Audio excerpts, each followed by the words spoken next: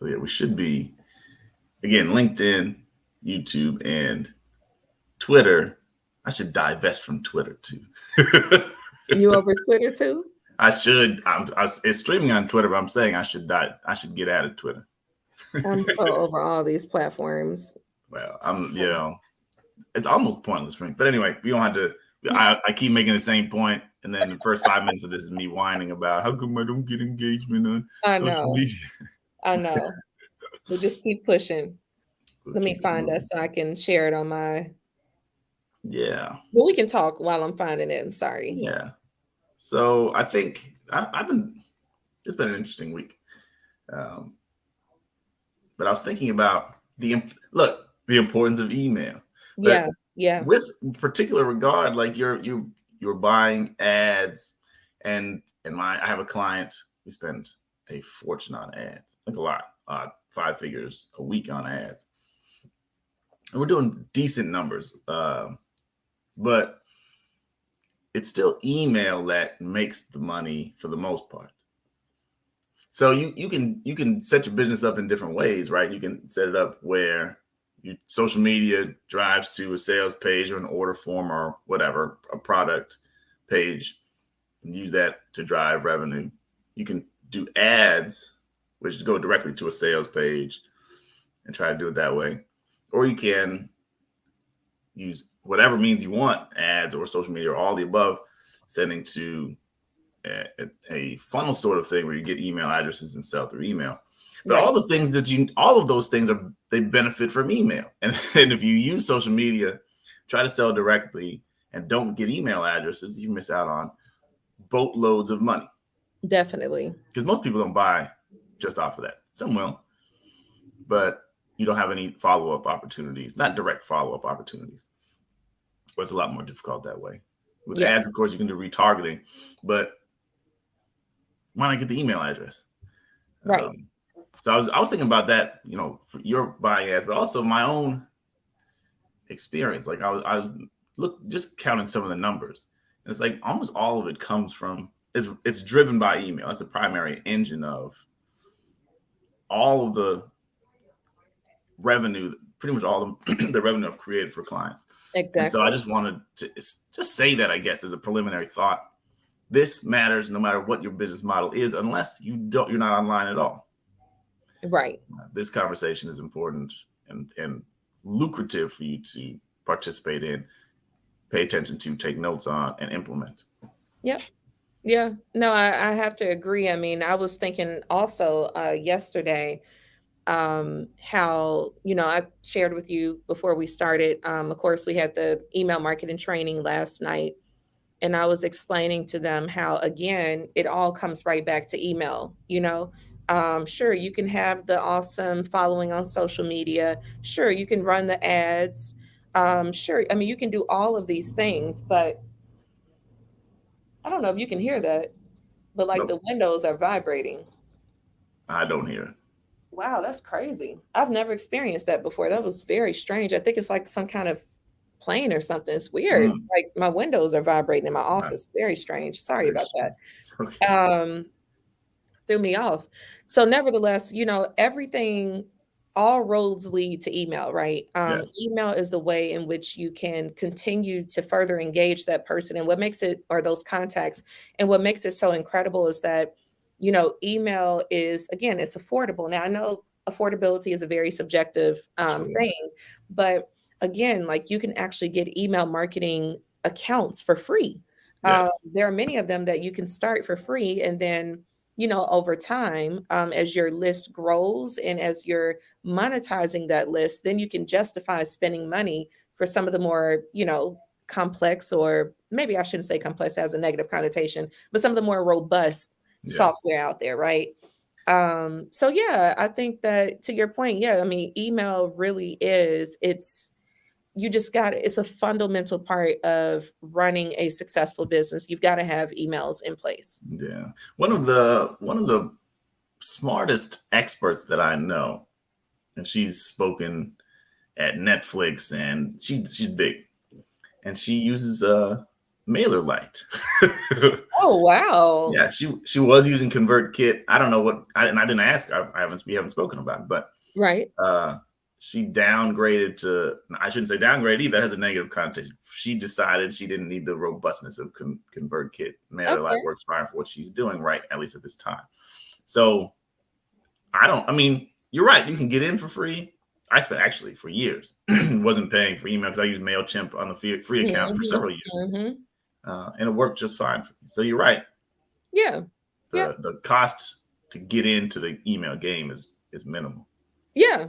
Yeah. I mean, and I think people, again, going back to what I said in terms of like, what is that thing that's keeping people from, I think we belabored the point, right? Email is important. Like Yes, anybody who's tuned in for the past, now this is the fourth week.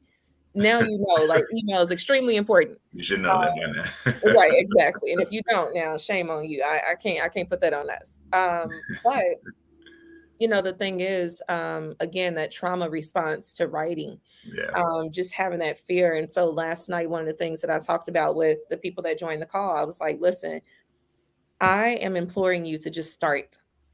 Start afraid, start from a place of ignorance, start from, whatever anxiety, Yes. wherever you are, just start. And you Yes. will be shocked and amazed to see how simply starting can like alleviate some of those worries that you had before you even got started. So yeah, just start.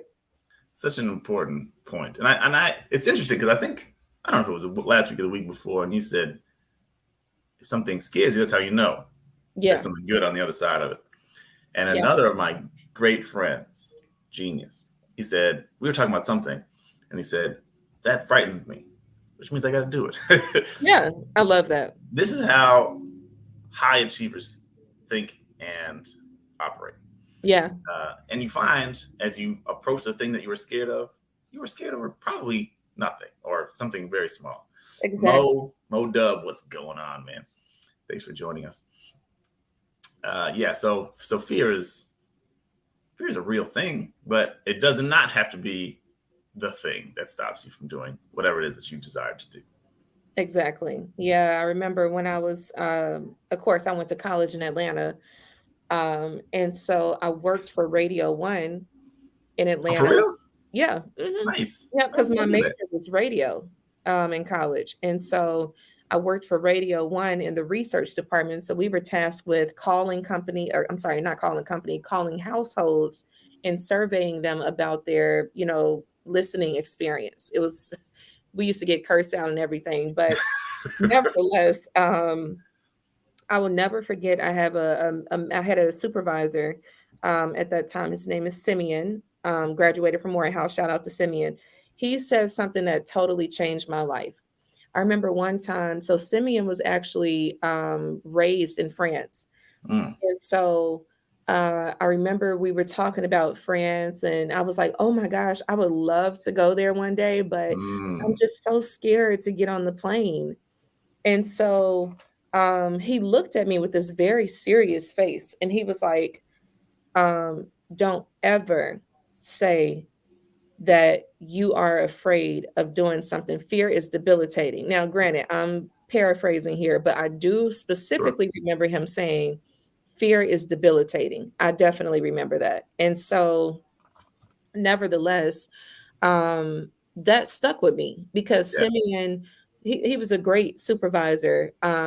And but he wasn't like this super stern, mean person. He didn't really give me that kind of energy. But in that conversation, he did. And that's when I knew, okay, this is serious. Like this man literally like looked me dead in my eyes and was like, fear is debilitating. Don't ever say you're afraid to do something. And that sticks with me. Even to this day, I was like 18, 19. And, it still sticks with me now. I'm just like, every time I feel like I'm, fearful of something, I just think about Simeon's voice, and how serious he was when he said that. So, yeah, fear is debilitating if you allow Yeah. it to just consume you. It really is. Is that part of the reason you're fond of France? No, no, I've always been, that's a great question though.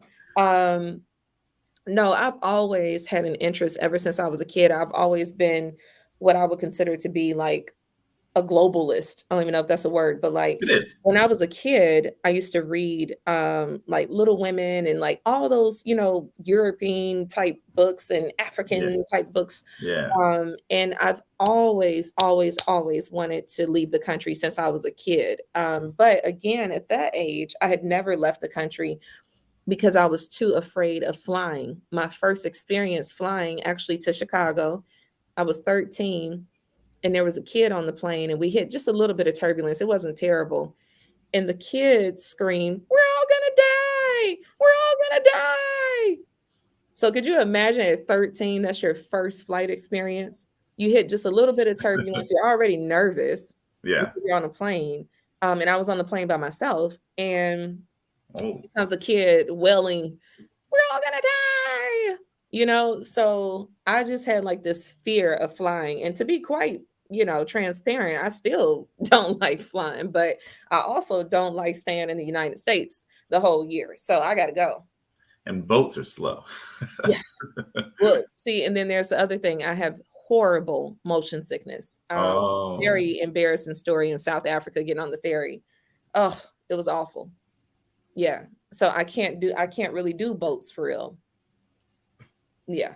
planes, it is. Yeah. Yeah. I just deal with it. I got you. Yeah, I feel similar. I mean, I've never been on a really long flight. I think never more than 4 hours. But Oh, wow. Really? yeah, I've never gone any place too crazy. Florida from here.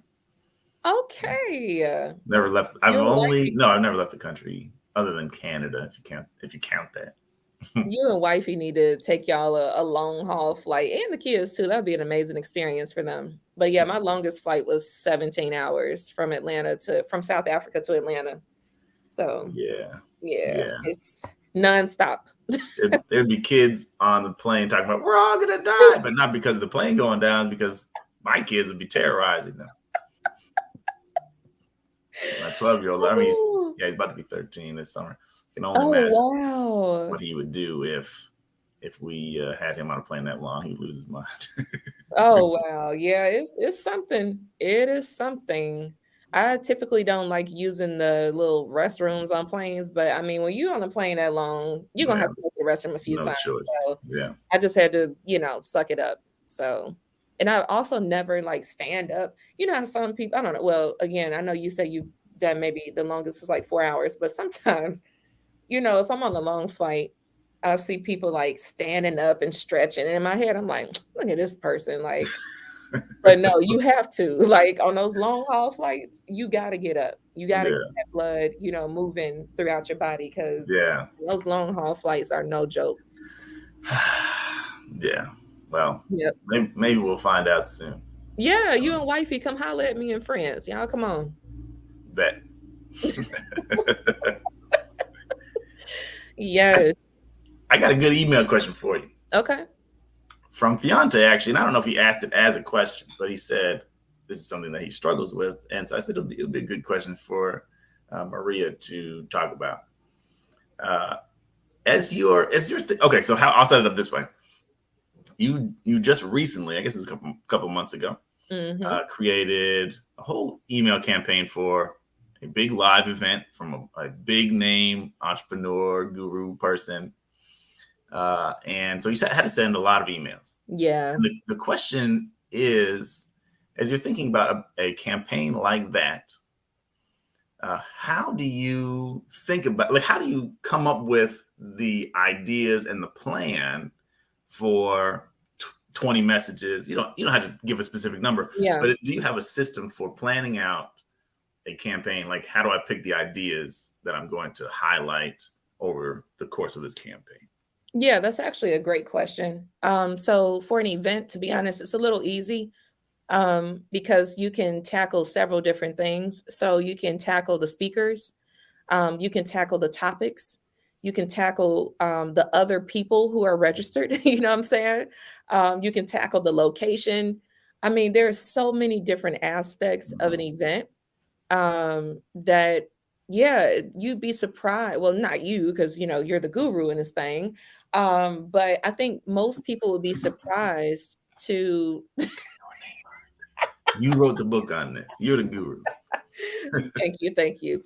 But I think most people would be surprised to realize how easy it is actually to come up with, 20 plus 30, 40 emails, especially based on an event. But if it's more like merchandise, for example, more e-com centered, again, there you can think about, how is this product made? Is it environmentally friendly? Sustainable manufacturing? What about the ingredients? What makes up this product, right? Organic cotton or, recycled plastic? There are so many different aspects that you can look at. And when you think about, let's go with again, for ecom, let's go with the product, for example. There are so many steps for that consumer to get that product in their hand, right? There's Mm, the conception, there's the design, there are so many steps involved before it actually gets in that person's hand. And so what I would suggest is literally just start from the top. Where did this where did the idea of this product even come from? Its origin, like, where did this idea come from? um, where was it manufactured and produced? Why was it manufactured and produced there? Like, mm, there are so many angles that you can tackle, to, grow out, again, 20, 30, 40 plus emails about this particular product. Going back to events, again, starting from the top, because events are so multi-layered, right? So like the origin of this event, like, why was it even started? What made you come up with this event? Or not you, but you get what I'm saying. If you're writing the yeah. emails for a client, what made the client come up with the event? If the event has been around for a while, um, we can talk about the growth from day one to present, right? I mean, there are so many angles. I just see a story in everything. And so, because I look at life in that way, it's actually quite easy to come up with the various themes, for each email leading up to a launch or leading up to a sale or whatever, right? And so I would encourage, people that are listening to really just think from beginning to end. Like, what do you visualize with this product? What do you visualize with this event? Start from the very beginning and work your way on down. So, the other thing too is, it also, more specifically as it relates to events, it depends on your end goal, right? Mm, Um, Oftentimes, events are used to sell a higher ticket offer. So, if your end goal ultimately is to get people to sign up for the high ticket offer, then you also have to think through, okay, so the benefits of them having this high ticket offer, but them needing to be in the space to take advantage of that high ticket offer or whatever it is that you're offering them. That's another thing to think about when you're drafting your emails, again, specifically for events or maybe even for a product. You may have an introductory product, if you will, and then there's another product that complements the one that you're promoting at present. And so you've got to think about, okay, so when they buy this product, what is the benefit of them getting this other product? Because ultimately I want them to get this product. And so there goes a whole nother email sequence just on the benefits of this complementing product. So again, I see stories everywhere. So that's why the concepts it doesn't seem so overwhelming to figure them out. Um, okay, so Mo asked a great question. Do you repeat the topics in such a longer 20 to 30 sequence? Um, Yeah, I do. Yes. So, because I mean, you can squeeze everything into one email, but the reality is, we know, scientifically, that people are skimming those emails. yeah. And also, most people on your list will not see your email. So I'm not shy about repeating myself. Now, of course, not verbatim, but I'm very comfortable with repackaging something that I've written in a previous email and just sharing it from a different perspective. Yeah. So, for example, when with regard to one of the sequences that we wrote for that event that Dunny brought up early on, the keynote speaker, we had already written, copy in the email about the keynote speaker. We had already done that, maybe like two or three times over. But also, what I started doing was more research on the keynote speaker, trying to see what things was that person involved in Mm, as it relates to the media. And so by doing that, I actually found that the keynote speaker had just closed on a new lucrative TV deal. So boom, now I have Oh, more content and even more reasons to encourage people to join the event because check this out, the keynote speaker just signed a like 8 or 9 figure TV deal that is global. And then now this was just happenstance, but another thing that happened as it relates to that event in particular, I was in New York City for a concert actually, WizKid. And oh, nice. yes, and I was in a taxi and I look up and who else but the keynote speaker was on the billboard. So I took a picture and I wrote about it because hey, this is crazy. Like, where can you go? And I think the email copy went something like this: like, how many conferences have you been to where the keynote speaker is on a billboard in New York City, right? So there goes yet another angle to tackle. I've already talked about the keynote speaker, 50, 11 times by that point, but each time I'm hitting a different angle because your readers, your subscribers, you're going to have to figure out which angles work best for them. You're probably not going to know, right? People, we're so diverse. We're so layered. So some angles may resonate with some of your list, your subscribers, and then other angles may resonate with the other portion of your subscribers. So yeah, that's my methodology, honestly. It's like I just see a story in everything, and so we just start from the top and work our way on down. I mean, that's a spectacular answer. And really, I mean, you can have an infinite number of emails if you look Mhm. at it that way. You Yeah. look at the product in its entirety, break it into components, Yep. find, and then there's any number of stories with regard to, I mean, related to any other one of those parts. Like you said, even Exactly. if you're selling a t-shirt. Not that cotton is exciting, but maybe it is. Right. Right? Right. Maybe Yeah, it I is. was just thinking like, man, I can think of a lot of ways that cotton is exciting. Let's see, you're special. But you can make it exciting. True, true. And it's just about looking for the stories and looking for the implications of what does it mean to have chosen this cotton? What does Yeah. it mean to have not chosen polyester or Yes. whatever, right? Exactly. And so that's really interesting. And then of course the I love that you mentioned this slice of life kind of thing. I'll just ride in Mhm. a cab. There's my keynote speaker right there. Mhm. Absolutely wild. Like, but I'm telling you, stuff like that people really relate to because it's almost, I mean, it just feels like a regular conversation. You're Yep. not preaching at me. You're not trying to teach me something and I'm tired. I've been thinking about work stuff all day. I don't want to think anymore. Exactly. Uh, you're just sharing a little piece of your life, an interesting piece of slice of life copy. And it's easy to consume that. It's fun to Yep. consume that. But it's like proof in a weird way. Like I'm Yeah. proving this. We got big players here. If you didn't know, now you know.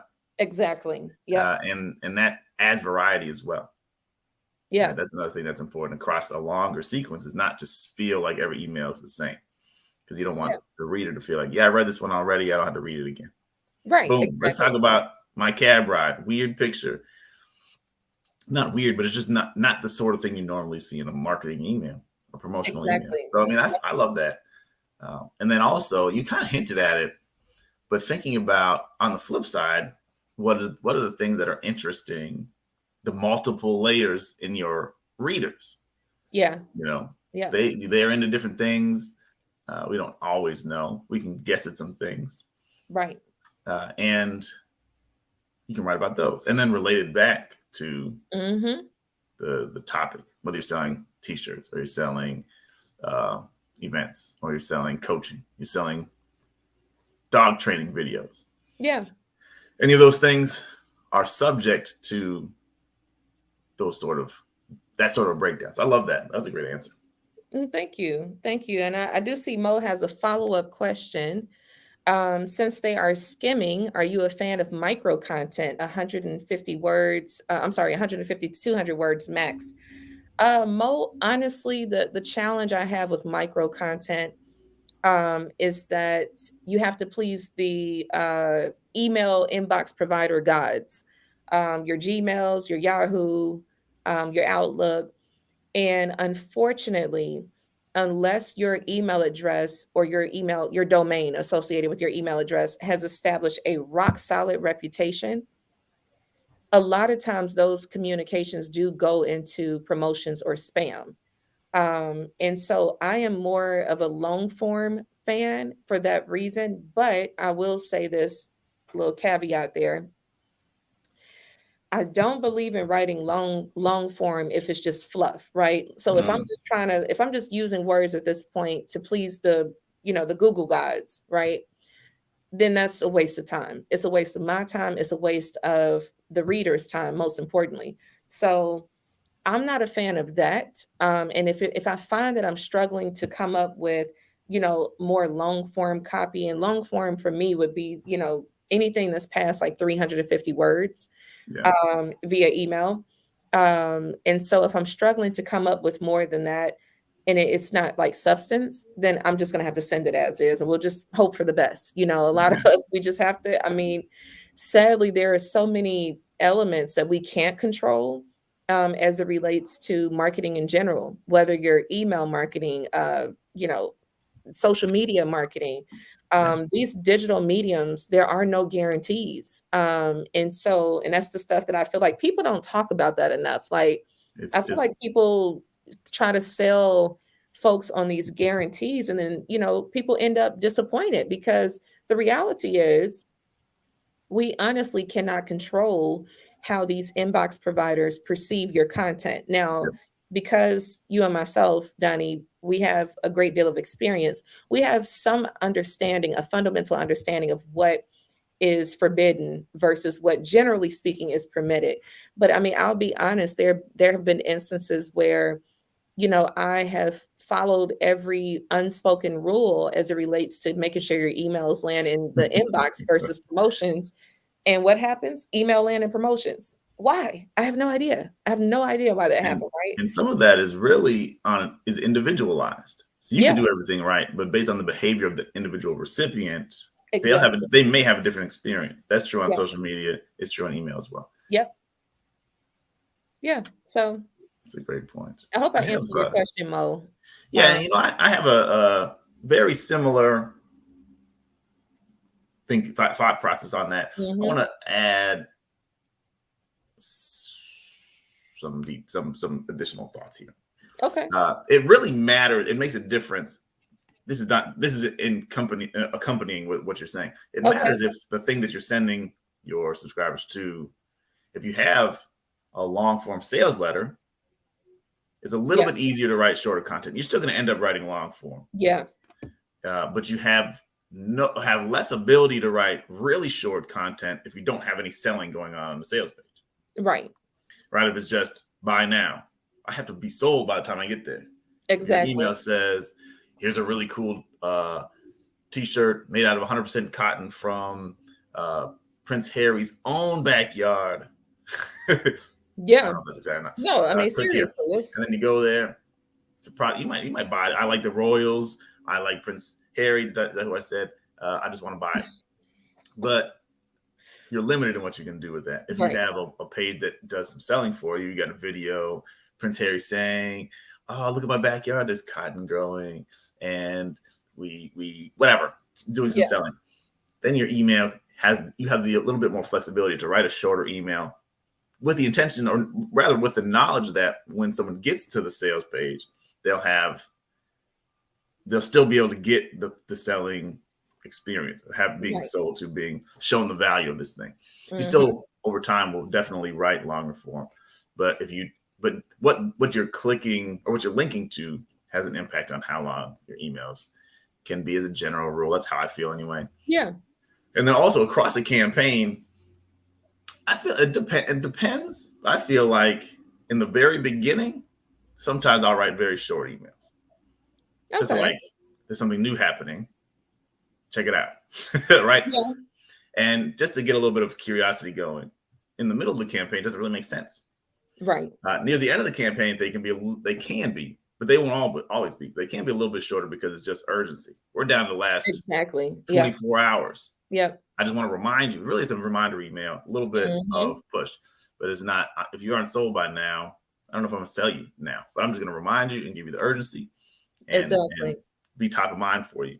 So those are factors that also come into play over the course of a campaign, in my experience. Mhm. Yep. I totally agree with that. Yeah, those final reminders and in a campaign, I mean, that's definitely micro content. Yeah. No need to kind of embellish the point. At that point, you've already built it up, for weeks, presumably. So yeah, those emails tend to be very short. I mean, every blue moon, I may infuse some long form copy in those reminder emails, just because I'm trying to paint a picture in the reader's mind about what they're going to miss. Yeah. But for the most part, no, those are very short form Yeah. emails, Yeah. definitely. Well, that's the beauty of a campaign. If you can send 2 or 3 emails on the last day, you can have 2 short ones and a longer one. Exactly. Or the Yep. day before, you have the longer one. The last day, it's like, all right, time to make your choice. You're gonna get Exactly. in, or you're gonna be left behind, and it can be shorter. So because you have that ability, and you mentioned earlier, people are skimming, so we don't have to tell the whole story across one email. I mean, Right. in one email, you get to tell piece of the story here, piece of the story here, Yeah. piece of the story here. Each Yep. is a little. It should be a complete thought by itself, but it's just one part of it. You don't have to tell the Exactly. whole story in every email. You get to tell the multiple stories over time. So I mean, really great points. Well, thank you. Good Thank you. question as well, Mo. Oh, I thought it was just me landing in promotions. Nope. No. The promotions thing, man. I mean, it's like I can see a drastic difference in click-through rates when an email it's almost like clockwork. I mean, if I look at, a data set, and if I'm looking at click-through rates, I can immediately identify, okay, this email landed Mm, in most people's promotions, mm, because that's how drastic the drop is. And it's very frustrating. But I mean, this is business. You just keep going. You can't stop, because that's an assured path to failure. So we keep sending the emails. We keep, somebody asked me recently at an event that I spoke at. Somebody asked me about text message marketing. Um, and so my thoughts about text message marketing, so text message marketing, I think, is awesome to drive more people to your email. mm, The reason why I say that is because since its inception, what has happened is marketers have abused text message marketing, meaning mm, they're sending too many text messages every day, and consumers are frustrated. As a result of that, the network providers have started cracking down. And even personally, I can attest to this. I was working with a client who was sending text messages not every week, like a week and a half. And all of a sudden, I stopped getting them. Now, I'm the one writing the text messages. So I'm like, okay, why am I not getting the text messages I've written? Right. mhm. And so for some reason, my cell phone provider, I didn't opt out. My cell phone provider stopped sending me those text messages. Wow. So, this is a very serious thing. And so, my advice to people when it comes to text message marketing is use it very, like, sparsely. Don't use it often. I mean, if you just have to, like, if it's the last day, this is the last day to sign up for your service, or if it's the last day of the sale on your product, sure, use the text like maybe once that day. But for the most part, no. And another thing is, I tell people, if you're going to use text message marketing, what you really need to do is you need to drive people to email. See, when I send text messages, in the body of the text, I always add an email merge field to let them know, hey, I sent you this information to this address. Mm, So that way you can go and check your email. I want you to get in your email. I don't want you to be reading all of my content from a text. No, I need you to go to your email. So you should, again, like we said early on, Donnie, all roads lead to email. they just do. Okay. Push people to email. And that's, yeah, I just would not encourage people to use text message marketing often, because I mean, sadly, now that, well, not sadly, as a consumer, I'm happy. As a marketer, it's a little frustrating, but that's heavily regulated now at this point too. Yeah, Um, I mean, yeah, literally, yeah. and it's So probably not going to get easier in terms of regulation. no. Great point. such a great point. And I remember this is years ago when I first saw, it was John Benson, as a matter of fact, first guy I saw who said, I just sent you, his whole reason for the text was, go look at the email I just sent you. Yeah. That's interesting. And it caught my attention, but I looked at the email. Mm-hmm. So, I mean, I thought that's a great tactic, and you're using it. I haven't used it that way for clients, but it's such a smart idea. So I'm stealing it from you now. No, please do. Please do. I agree 100%.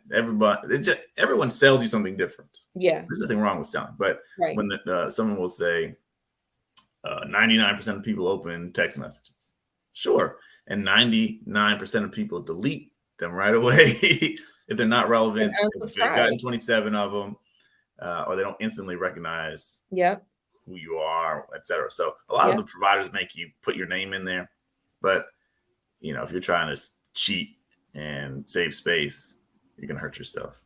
Oh, Mo said that there's a new regulation. I'm really curious about this. I have to look into it. Yeah, I'm gonna have to look into that. Thank you for sharing that, Mo. I'm definitely gonna look into that. I mean, like I said, I know, they've been cracking down because people have to ruin it. Somebody has to do too much. Grant Cardone, for example. Geez, not only did I have to opt out of his text, but they started blowing up my phone, calling me. I'm like, bro, I said, hey, I'm not interested. He was like, oh, it's okay. I understand. I can just call you next week. I said, no, I don't want to be called at all. Like, you've been calling me for weeks. Okay. I'm not interested. Like, here I am just trying to look at his funnel and see how he does stuff. And gosh, I mean, I was bombarded with text, email, phone call. I'm like, ooh, it's too much, man. Yeah. I think I got side note, but I had people ruin everything, which is one of the things that we try to do is preach, if I can use that word, responsibility and respect. Like, don't abuse these tools, and don't disrespect your people who opted in to hear from you. Exactly. Treat them with respect, the way that you like to be treated. Now, I got a call to a telemarketer, and I don't know, whatever. This individual said, I said, oh, how are you? I'd be great if I wasn't getting spam phone calls. And she said, what are you going to do about it? Oh, I said, well, put me on your do not call list. Why would I do that? Because I told you to, and you're legally required to do that. What are you going to do about it? So I got my lawyer number right here. Call him then. What? I'm hanging up the phone on you now because I don't even have, I was out with my son, just me and my son having a guy's day out. And wow. What are you going to do about it? Anyway, people crazy. Oh my gosh. Whoa. And thank you, Mo, for dropping that link. Whoa. I cannot believe that. The other thing, I lost. I lost. No big deal. Wait, did you call your attorney? No, I didn't call him. Like, I just I mean, that is the audacity. The audacity. I was going to say about Grant Cardone, not that anybody cares, but my insider connection said this most recent promotion, the one that he did with TD Jakes and all those guys, pulled $60 million. $60 million. So he feels justified in all this craziness because he's doing big numbers. And a few people like him, I guess. So there it is.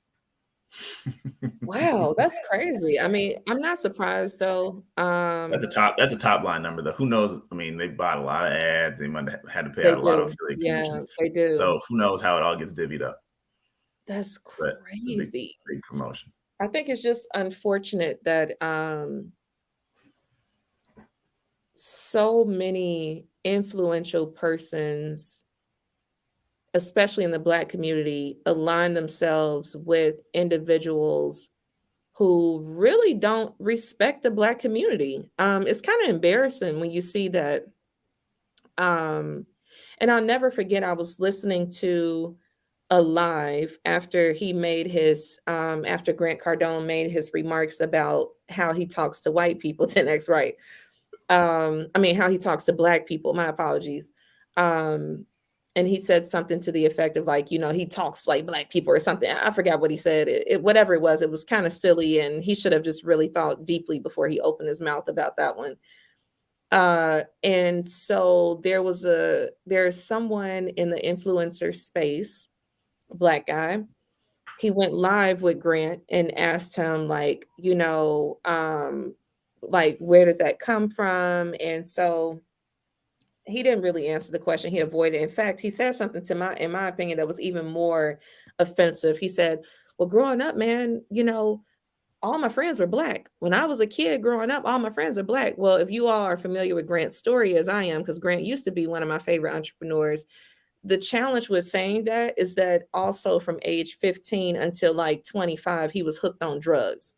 So you saying that all your friends were Black when you were younger is literally now associating the fact that when you were at your lowest point in your life, you were hanging with Black people. It's even more offensive than the initial remark. It was really disgusting. Pretty bad. But what was even more disgusting than what he said, in my opinion, was when someone challenged the Black influencer and asked this person, how do you suggest Grant apologize to the Black community? This individual says, well, we don't need a white savior.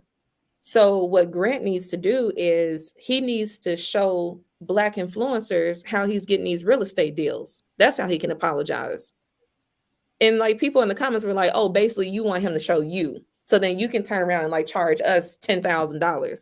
And that's the thing. It's like we have so many of those people in the community who it's all about self. And that's cool. Just be about self. But like, don't do that on the backs of oppression and on the backs of bigotry.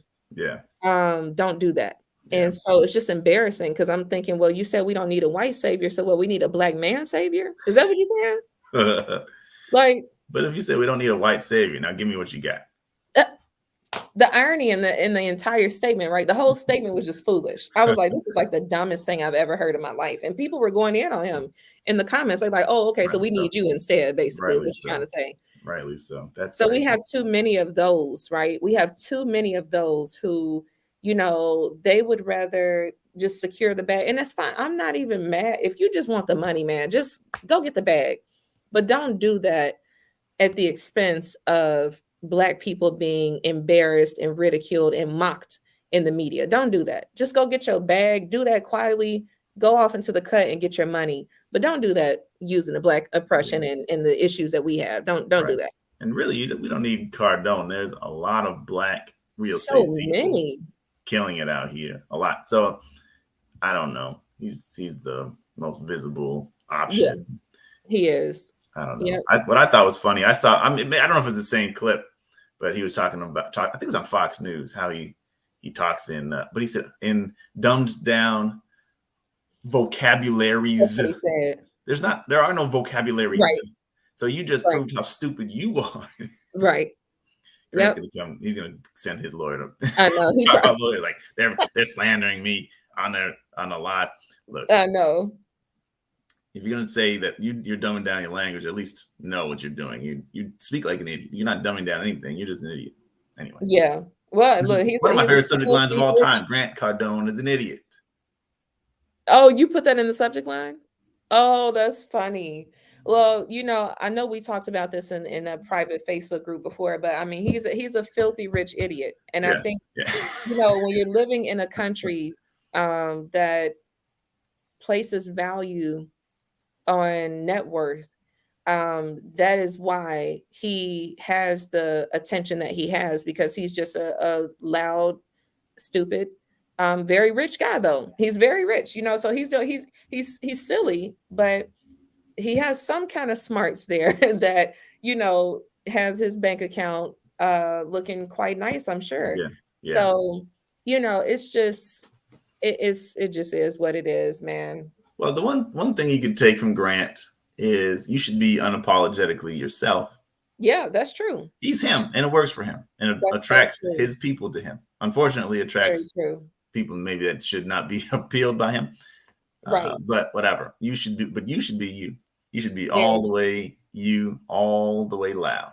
And I think that works for you. You should be confident enough to put your stuff out there. In email, with respect, again, SMS, on social, whatever, wherever you're at, we talked about this in one of these lives as well. Mhm. You should be promoting your business like Grant Cardone. Like Yeah, he's seriously. about his business. We all know what his business is, and Yep. we should the same thing should be true about you, because the person who needs you needs to know what you do, Yep. and it's up to you to put it out there. So I mean, you don't have to like Grant to take a couple of lessons from. He's Exactly. successful for a reason, Yep. and we can take the good out from the bad, and try to learn what we can from our example. Exactly. Yeah. Yep. Very true. And but also to your point, Donnie, you're right. There are, you know, less bigoted people that we could look to for information and insights as it relates to entrepreneurship, some within our own community, All right. some that are outside of the community, but nevertheless, there are, people that kind of work more from an ethical place as it relates to business and entrepreneurship. So while Grant, again, I'm guilty as charged. I definitely have followed Grant for many, many years. And I think what actually had cemented my fandom for him was when I watched him on Undercover Billionaire. And I was like, oh, this is a guy who he grinds. Like, this is just who he is. Yeah. And so watch, and I know it's a show, I'm sure there are many parts of the show that are fabricated because it's TV, Yeah. right? So I'm aware of that, but still there's a certain mentality that I picked up in Grant that really impressed me when I watched the show. And it was something I suspected he had already, but watching it unfold, it affirmed that for me, like, wow, this dude really is that guy. But again, with that being said, there are other people who are far more intelligent, who are wealthier than Grant, who also operate from a place of um, class, to be honest. Like they're just a little bit more poised than he is. And not to say there's anything wrong with not being poised, but if you don't like that whole rah rah, look at me kind of thing like him, because he always says money, attention attracts money. Yeah. So if that's not your style, then yeah, there are many other people that you could follow who are more low key. Yeah. Yeah. So I mean, I think that's not to belabor this point as well, but I mean, that's kind of the flavor of the day. Elon Musk, just, you're loud because attention is good for him. There's hardly a downside to it. right. So I think he'll be annoying on purpose. He's Yeah. trolling people because Yeah. he knows, and Donald Trump too, if Oh, yes. I think same he's thing. masterful at it. He's great at it. Yeah. It leads where it leads, but right. But I mean, for most of his life, that's the strategy he's used to get where, up to the presidency of the United States in billionaire status. So not to say you do that, but just keep in mind, attention is valuable. It's worth courting, but you should do it in a way that resonates with your ethics and won't put you in jail. Yeah, exactly. Yep. Facts. I love it. Yeah, man. All right, cool. So I have a limited time because I have a meeting I was not aware of, but No. so we actually have an important deadline. So if we were sending an email today, it'd be short form. We have an important deadline today. So Maria, I'd love for you to tell the people what today signifies. Yes. So, okay, if you have been tuning in for the past, now this is the fourth week that Donnie and I have gone live, you know that we've talked about Crash Course to Cash, which is a program that I launched earlier at the start of this month, teaching people how to create or build a 6-figure email marketing campaign. And so I'm super excited to share that this program is actually closing its doors today. This is the deadline. So the deadline is literally tonight, 11:59 p.m. Central, which would be 12:59 Eastern and 9:59 Pacific. Thank you, Donnie. So deadline is tonight. Again, this is a hybrid program in which, there are pre-recorded courses, if you will, or content, checklist, templates, workbook, all of that is already in the portal. We call it the Prosperity Portal. That's already in the portal. However, on the back end of that, though, There is a hybrid model in which I am coming on live with my folks who sign up, and we're actually going to work through this process together over an 8-week period. So, as I've shared previously, the price point, which is $297, is a one-time fee. It's not something that is a subscription and all of that stuff. It's just a one-time fee of $297.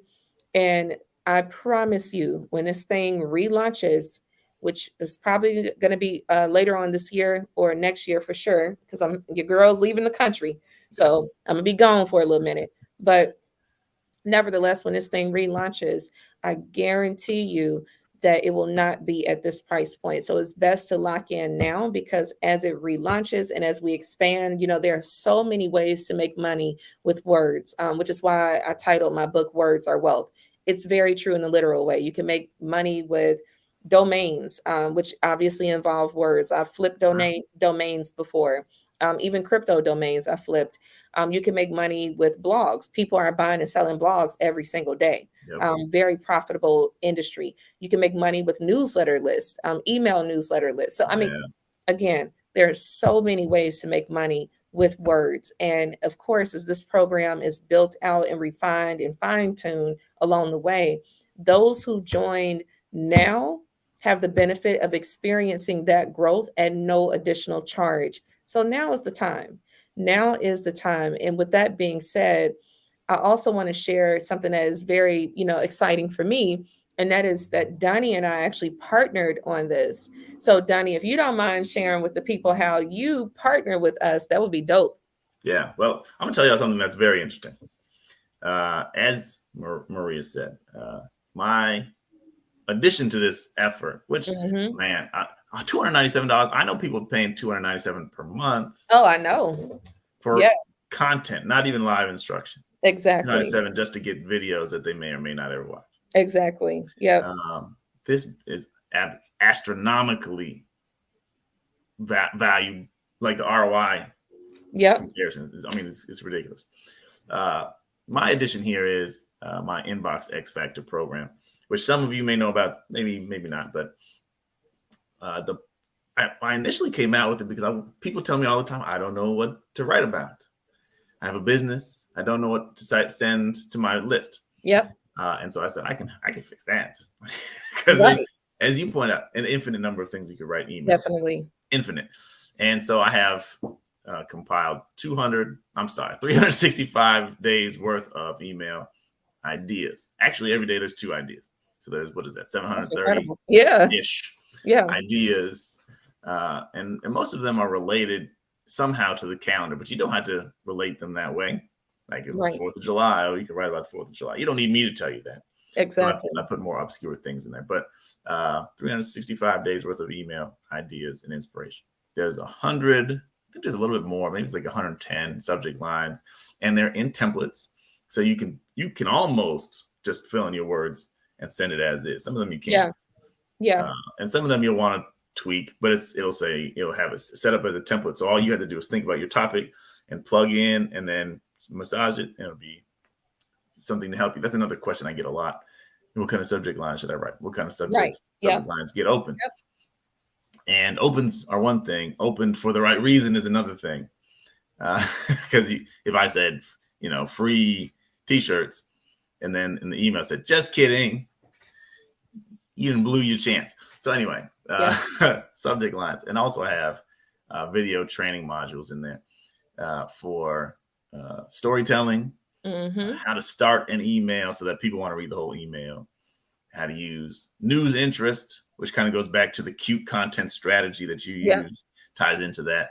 I decided yesterday, I've been thinking about this, and I said I was going to update the course, and I am.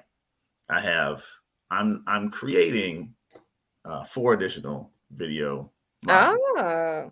And I emailed my list about it yesterday. Yeah, very few people know about it. Only the people who I send the email to and who open the email, which of course is 30% of the list or so. Right. If you can guess about open rates anymore, it's hard to tell. 30-ish%. Right. Exactly. I'm going to do one on indoctrination. I have one on bullet point writing. We'll call it fascinations. Bullets is a tough word right now. Woo! Right? Yeah, seriously. Fascinations. How to write fascinations that are fascinating. Because I love that. a lot of bullet points are kind of flat, right? And not that I never write straightforward, it's like Right. this is made out of 100% cotton. Right. But you Right. could say, you can make it more interesting. I made a YouTube video showing off like 3 of the I keep saying bullet points of the fascinations that I wrote for I'll make this story very short. There was I'm the host of a Zoom cast by copywriters talking about copywriting to show other copywriters how to write copy. Okay. And it's some like high level people. Anyway, Nice. it's a really weird, one of those weird communities where everybody is all playing all the time. Everybody's goofy. And so, but I wrote a bullet, which, so the bullet point is based on the interview that I did. We talked with a copywriter about a promotion that he did for knives. He was just like, we're selling knives. Nice. Is that no? Actually, I didn't do one for that, but I know some good bullet points for that too. Actually, one of the bullet points for that was I didn't make the video about this. Now I'm getting myself distracted. No, it's fine.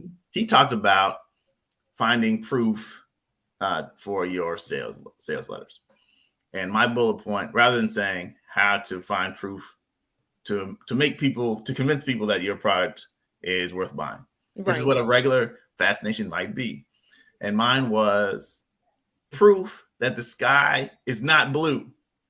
Right? There's something like that, like scientific, right? And like plus, the scientific method for proving any point you want to make, something like that. So it's over the top. That one is definitely over the top. But in the conversation, we were just talking, and I said, you can prove anything you want. Anything you want to prove, you can prove. It doesn't mean that it's true, but you can find a source to validate whatever you say. Right. And he said, well, you can prove the sky isn't blue if you wanted to. So I turned that into the fascination, like proof that the sky is not blue, something like this. Anyway, you can make more interesting fascinations. Yeah. That's just one example. And I didn't prepare, so it's all sloppy and took me longer than I should have taken to say it. It's good. But I'm going to do a training on how to make fascinations that really make people curious, make people want to click through. And also, you can do it that way for curiosity, but you can also do it the other way for desire intensification. And so I'm doing a training on that. I have one on transition from content to the call to action, because a lot of people say that too. I don't know how to get from the beginning to the end. And then I have a fourth one on sequencing, which probably overlap with what you're doing. Yeah. But anyway, 4 new, never before seen training modules. They'll be coming out soon. So nobody will have had access to those. Right. And if you join, or when you join Crash Course to Cash today's the only day you can do it. Yeah. For who knows how long. Then as soon as those things are ready, and I'm going to have the first one probably in the next 2-3 weeks. And I'll try to do them in fast succession after that. You'll be the first people to get access to those modules and all the live instruction, all the subject lines, all the ideas and inspiration. Exactly. For $297. Now, as I mentioned before, also I charge up to $97 a month for Inbox X Factor per month. Month. You're gonna have lifetime access to this as a member of Crash Course to Cash. Yep. Yeah. See, I just had to say it a few times. Now I can say it without tripping over my tongue. That's so funny. I was actually going to point that out. I was going to say, oh, look at you. You've been saying it with like no hesitation or anything. I just had to say it a few times. I know, right? That's so funny. But every blue moon, I get all tongue twisted as well. But no, first of all, I'm super excited to hear about that. So that was like, that's news to me. I'm really pumped up about that. I finalized that decision yesterday morning. Awesome. Thank you so much. That is incredible. But yeah, as you all can see, there's tons of value. If maybe this is your first time chiming in and you're like, ooh, I wasn't expecting to spend $300 today. Not a problem.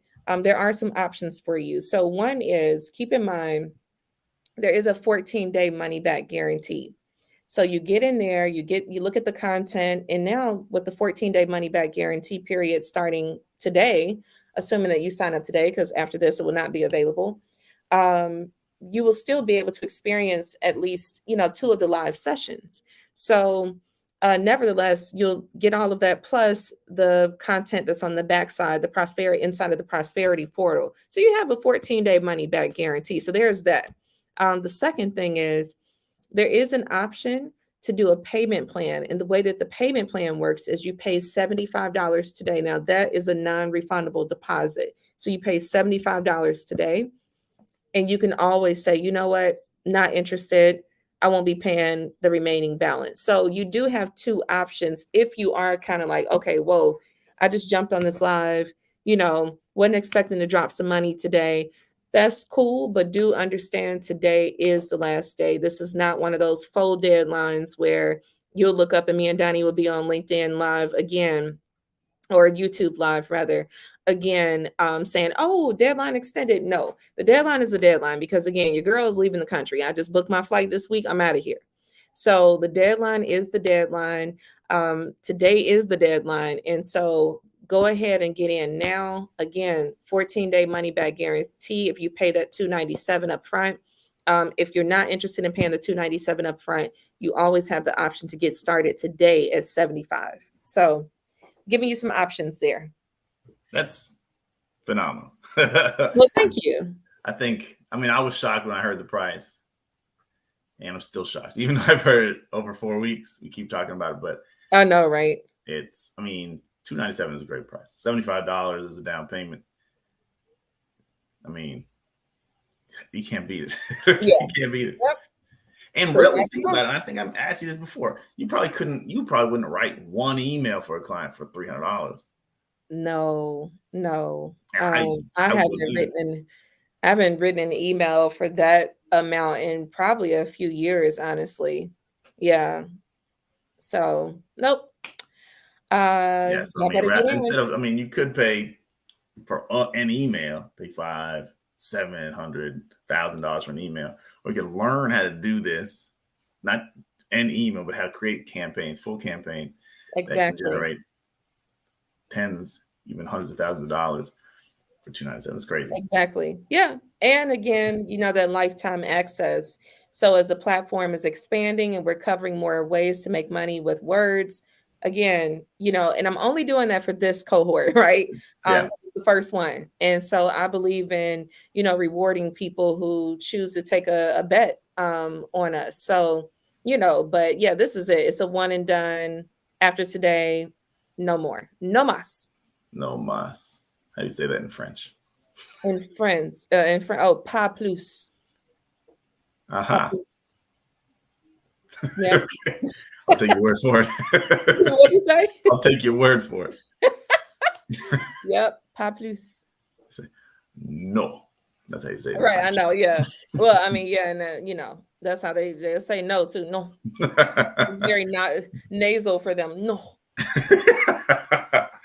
As a side note, and I know you have to go, so we can. I got a couple minutes. Okay, but it's funny because people say French is a romance language, but to me, it is like, oh gosh, I hope nobody gets offended. First of all, y'all, I'm learning French and all that, so this is like no shade for real, but it is shade. So for me, it is not. There's nothing sexy about sounding like you're like about to spit on somebody. Like the way that the language is spoken, it blows my mind because I legit feel bad because like when I'm speaking French, I literally feel like I'm spitting on the person I'm talking to, I'm like, how is this a romance language? Like, this is not romantic, And I remember I was dating a guy. I was dating a French guy. And I brought this up. But I brought this up to him. I was like, I don't understand how y'all's language is considered romantic. Like, it sounds like y'all are spitting on people. And like, I started mocking, and I was like, je prends le temps. And like, I was just mocking. And he started cracking up laughing. He was like, oh, it's true. But I'm like, this is not romantic. It's not romantic. Like, I feel like I'm speaking it's like it's like a series of grunts when I'm speaking French, right? It's like, je prends, and it's like I'm trying to think of more sentences that I say, oh, je mange le pizza. Like, it's like, oh my gosh, I just mean, sounds so in a way, hard. saliva is romantic. Ugh, gross, Dunny. Ugh. Oh my gosh, it's so crazy. But it's a cool experience. And you know what? Honestly, to tie this back to copywriting, that's what's so dope.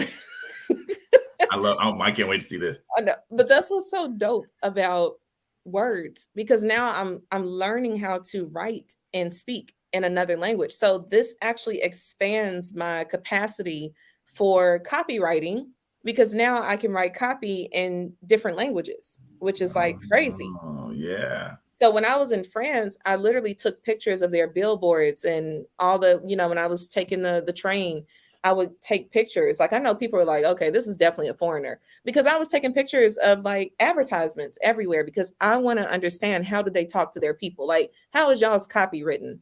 That's interesting. So it's really, yeah, man, it's There's a man, lot of words are fromage. powerful. Hmm? A lot of fromage.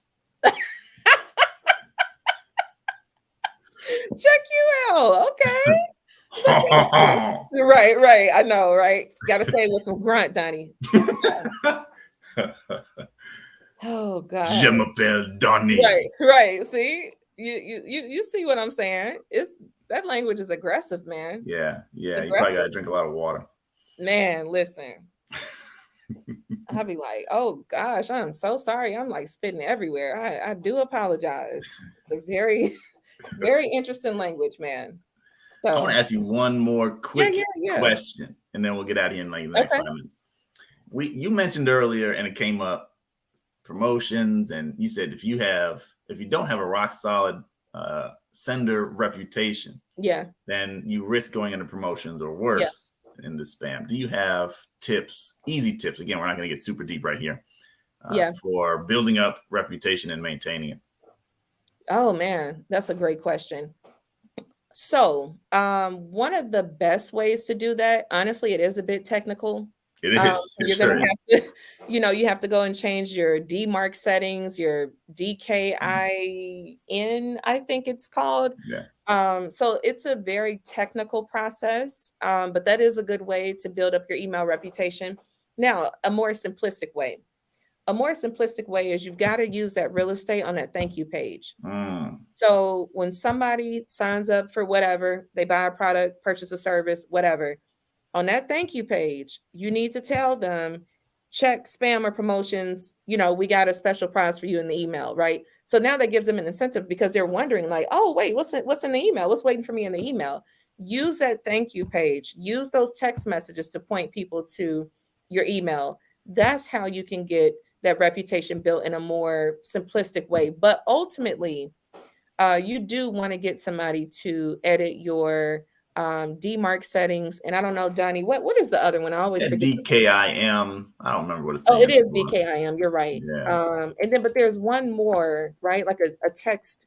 Oh, SPF. Yeah. That's what I was forgetting. Yeah. SPF. So yes, those settings are DMARC, DKIM, and SPF. Those are the settings that you want to change or modify in your domain name settings. So it's a little more technical. Yeah. But you can use those other methods just to get started, to get up and going. Yeah. I found, and I think, of course you're right, getting those initial engagements. Yeah. Getting people to open and click.